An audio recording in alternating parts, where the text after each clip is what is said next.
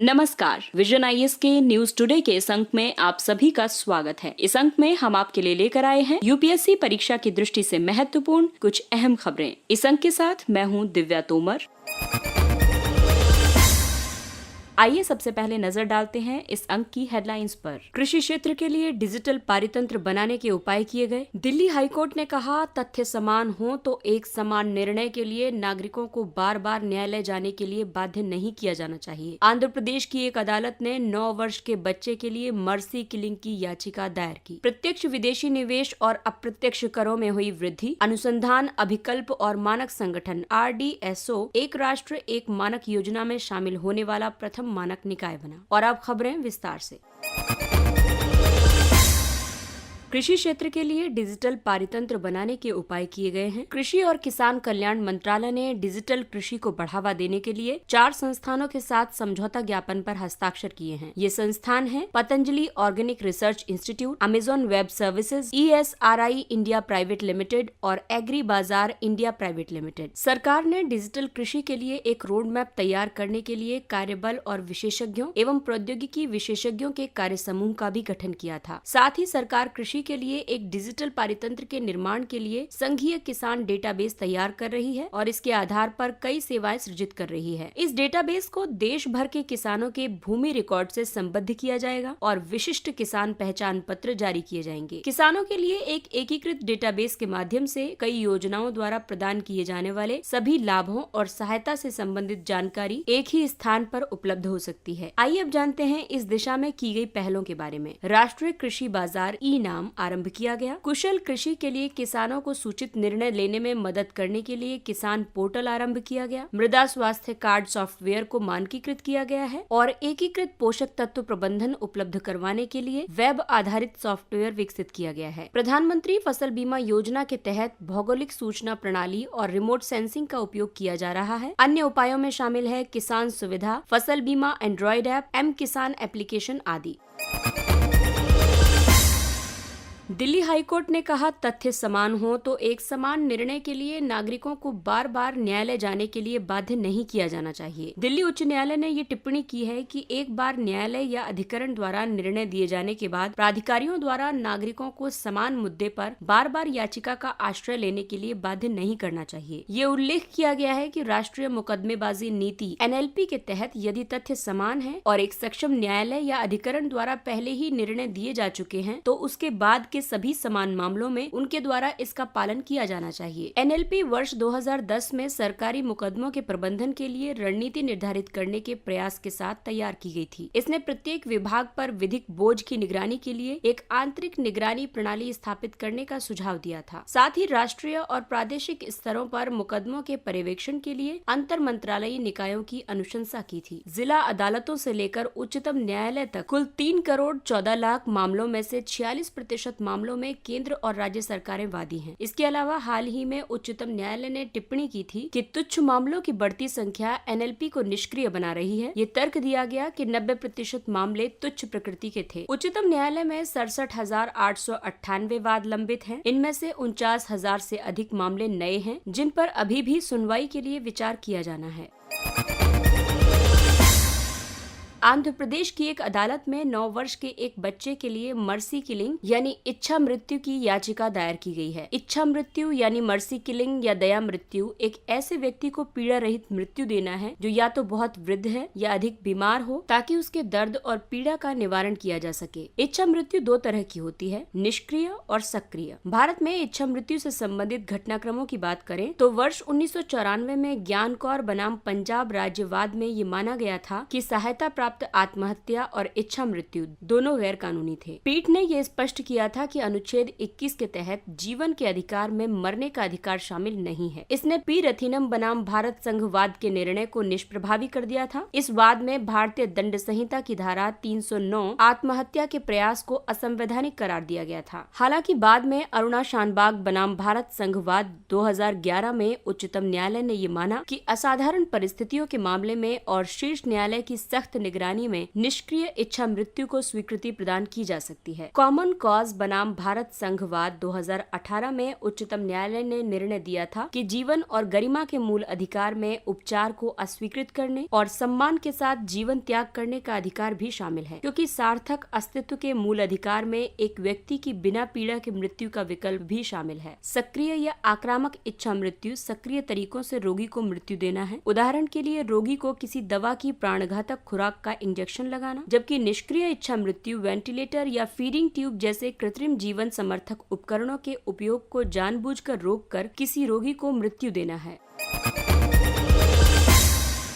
अगली खबर अर्थ जगत से। आइए अब आपको बताते हैं प्रत्यक्ष विदेशी निवेश, प्रत्यक्ष कर और अप्रत्यक्ष कर की वार्षिक संग्रह प्रवृत्तियां। वाणिज्य और उद्योग मंत्रालय के अनुसार वित्त वर्ष 2020-21 में कुल प्रत्यक्ष विदेशी निवेश यानी FDI अंतर्वाह 81.7 बिलियन डॉलर तक पहुंच गया, जो पिछले वर्ष की तुलना में 10% ज्यादा है। हालांकि निवल आधार पर भारत में प्रत्यक्ष विदेशी निवेश में पिछले वर्ष की तुलना में वित्त वर्ष 2020-21 में काफी कम वृद्धि हुई है। ये 0.8% है। सिंगापुर शीर्ष निवेशक है और गुजरात FDI के लिए पसंदीदा पहला गंतव्य है, जिसके बाद महाराष्ट्र का स्थान आता है। आइए अब आपको बताते हैं FDI अंतर्वाह में वृद्धि का महत्व। FDI सामान्य तौर पर विदेशी पोर्टफोलियो निवेश की तुलना में कम अस्थिर होता है। विदेशी पोर्टफोलियो निवेश प्रकृति में अल्पकालिक होता है। FDI प्रौद्योगिकी के हस्तांतरण में योगदान देता है। ये श्रम और प्रबंधन कौशल में सुधार करता है। FDI निवेश के बेहतर परिवेश का संकेत देता है। इसके अलावा सकल घरेलू उत्पाद में केंद्र के अप्रत्यक्ष करों का योगदान 4 वर्षों के बाद प्रत्यक्ष करों से अधिक हो गया है। ये पीटी के लिहाज से महत्वपूर्ण है, आप सब लोग इसको नोट कर लीजिएगा। अप्रत्यक्ष करों में बढ़ोतरी मुख्य रूप से उत्पाद शुल्क यानी एक्साइज ड्यूटी संग्रह में वर्ष दर वर्ष 63% की वृद्धि और सीमा शुल्क में 23% की वृद्धि की वजह से हुई है। जीडीपी में प्रत्यक्ष कर की हिस्सेदारी वित्त वर्ष 2020-21 में कम होकर 15 वर्ष के निचले स्तर पर आ गई है। हालांकि 12 वर्षों में पहली बार आयकर संग्रह निगम कर यानी कॉर्पोरेशन टैक्स संग्रह से अधिक था।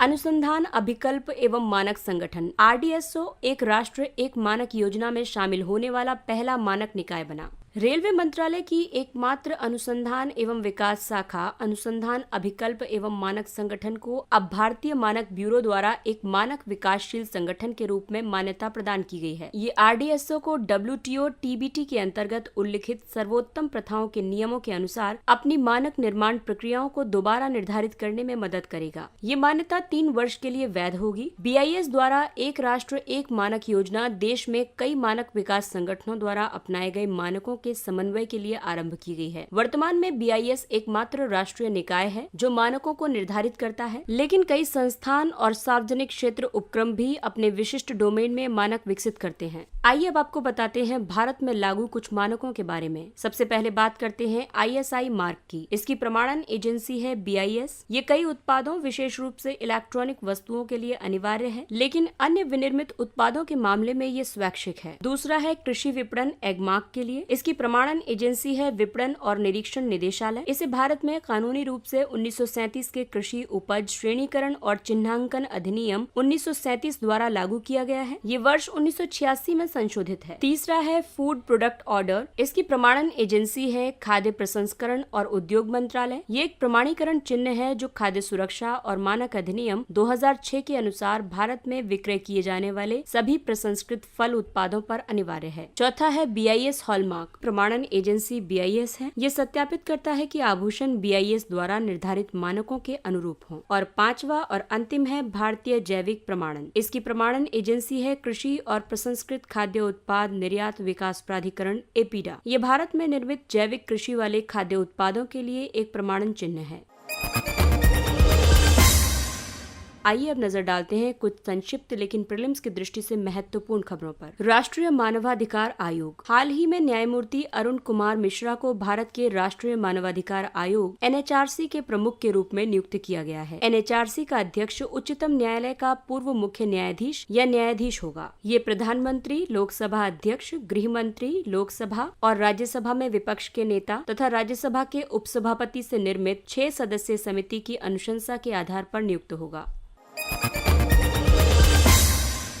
आपदा प्रबंधन अधिनियम 2005 की धारा 51। पश्चिम बंगाल के पूर्व मुख्य सचिव को आपदा प्रबंधन अधिनियम 2005 की धारा 51 के तहत केंद्रीय गृह मंत्रालय द्वारा कारण बताओ नोटिस जारी किया गया है। ये धारा अधिनियम के तहत केंद्र सरकार या राज्य सरकार या राष्ट्रीय कार्यकारी समिति या राज्य कार्यकारी समिति या जिला प्राधिकरण द्वारा उसकी ओर से दिए गए किसी भी निर्देश का पालन करने से इनकार करने के संदर्भ में बाधा के लिए दंड निर्धारित करती है। ये आदेशों का पालन करने से इनकार करने पर 2 वर्ष के कारावास का प्रावधान करती है।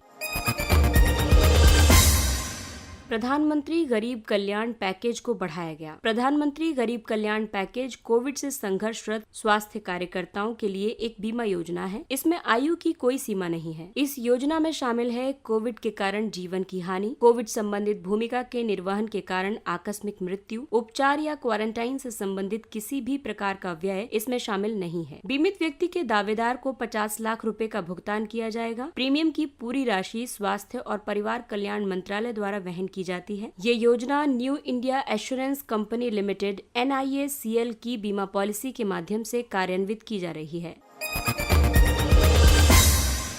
परिवर्तन पूंजी कंपनी यानी वेरिएबल कैपिटल कंपनी हाल ही में अंतर्राष्ट्रीय वित्तीय सेवा केंद्रों में निधि प्रबंधन के लिए परिवर्तनीय पूंजी कंपनी VCC की व्यवहार्यता पर गठित KP कृष्णन विशेषज्ञ समिति ने अंतर्राष्ट्रीय वित्तीय सेवा केंद्र प्राधिकरण IFSCA द्वारा अपने VCC को प्रयोज्य वाहन यानी SPV के रूप में अपनाने की अनुशंसा की है। VCC कंपनियों, यूनिट ट्रस्टों और सीमित देयता भागीदारी यानी LLPs फर्मों से कॉर्पोरेट वाहन का एक वैकल्पिक रूप है। इसे एक स्टैंड अलोन फंड या कई उपनिधि के साथ एक अम्ब्रेला फंड के रूप में स्थापित किया जा सकता है। ये समग्र वित्तीय सेवा पारितंत्र के निर्माण में सहायता कर सकती है, क्योंकि ये ट्रस्ट पर लागू होने वाले विनियामकीय मानकों की तुलना में कंपनियों और LLPs पर लागू होने वाले उच्च विनियामक मानकों की कुछ प्रमुख सीमाओं के बिना कार्य करती है। सतत योजना यानी sustainable alternative towards affordable transport. सतत एक ऐसी पहल है जिसका उद्देश्य संपीड़ित बायोगैस उत्पादन संयंत्रों की स्थापना करना और संभावित उद्यमियों से रुचि की अभिव्यक्ति आमंत्रित करके इसे ऑटोमेटिव ईंधन में उपयोग के लिए बाजार में उपलब्ध कराना है। सतत योजना के कई लाभ होंगे। ये उत्तरदायित्व, अपशिष्ट प्रबंधन, कार्बन उत्सर्जन और प्रदूषण में कमी लाने में सहायक होगी। ये किसानों के लिए अतिरिक्त राजस्व स्रोत का सृजन करेगी। उद्यमिता, ग्रामीण अर्थव्यवस्था और रोजगार को बढ़ावा देगी। जलवायु परिवर्तन लक्ष्यों को प्राप्त करने में राष्ट्रीय प्रतिबद्धताओं में सहायता करेगी। इससे प्राकृतिक गैस और कच्चे तेल के आयात में कमी आएगी। कच्चे तेल या गैस की कीमतों में अस्थिरता के खिलाफ ये बफर के रूप में कार्य करेगी। H10N3 bird flu. चीन ने H10N3 बर्ड फ्लू का मनुष्य में पहला मामला दर्ज किया है। H10N3 कम रोगजनक है। इसका मतलब है कि ये कुक्कुट पालन क्षेत्र में अपेक्षाकृत कम गंभीर रोग का कारण बनता है और इसके बड़े पैमाने पर फैलने की संभावना नहीं है। ये संयोगवश poultry to human cross species संचरण का मामला है और इसके मानव से मानव संचरण के कोई संकेत नहीं है।